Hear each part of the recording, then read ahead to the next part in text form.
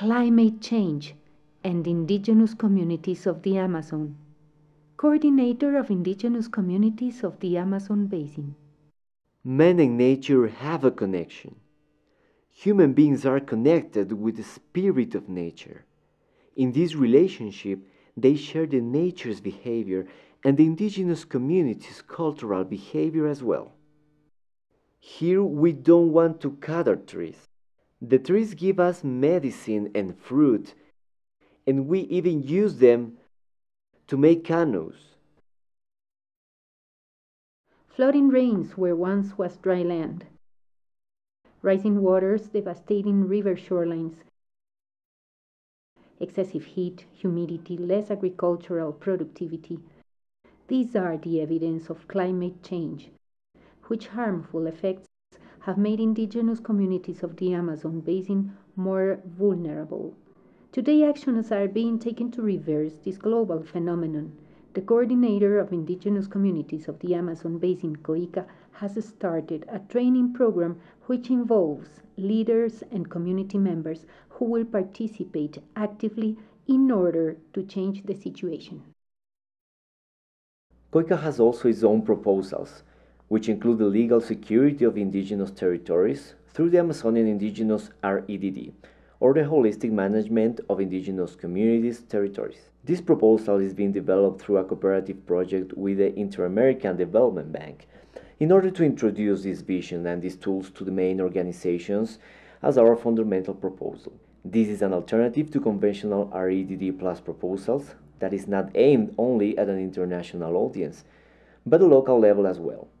The project is being developed in Colombia, Ecuador, Peru, and Brazil, and aims to train indigenous leaders to better represent their communities in international and national forums regarding climate change. Besides, the communities attend to workshops that provide theory contents and practice on topics such as climate change, indigenous rights, reduction of emissions from deforestation, and carbon stocks measuring. The workshops promote the participation and interaction among the attendants who share what they have learned with their communities and represent the interests and spirit of their communities on international forums.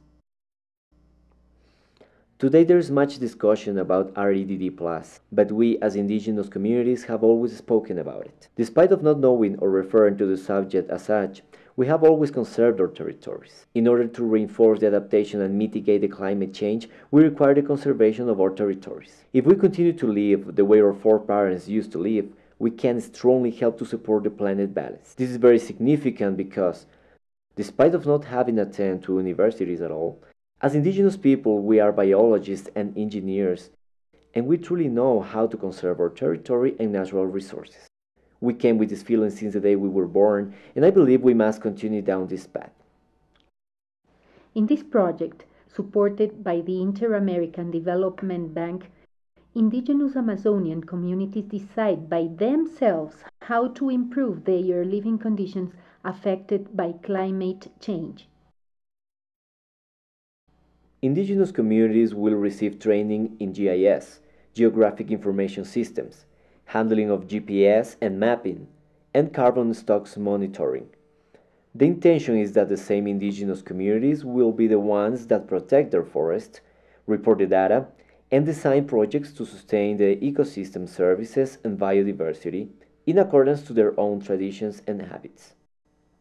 The community's participation has been crucial in integrating new forms of knowledge as well as identify indigenous leaders encouraged to share their proposals and empowered to design pilot projects and indigenous initiatives for the benefit of their communities. We know perfectly well that historically, indigenous communities have sustainably managed and preserved their territories and their forests.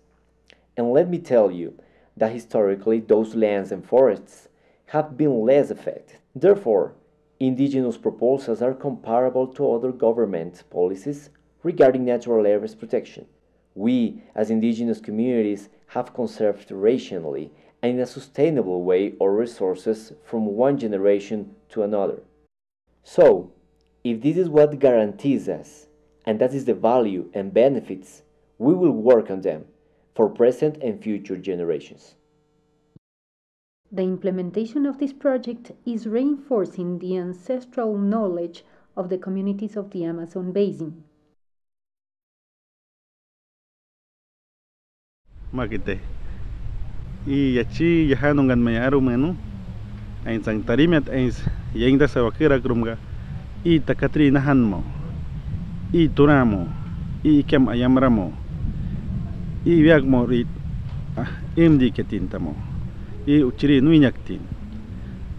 Wakira krumga I nahani henu yaim gataram beturu.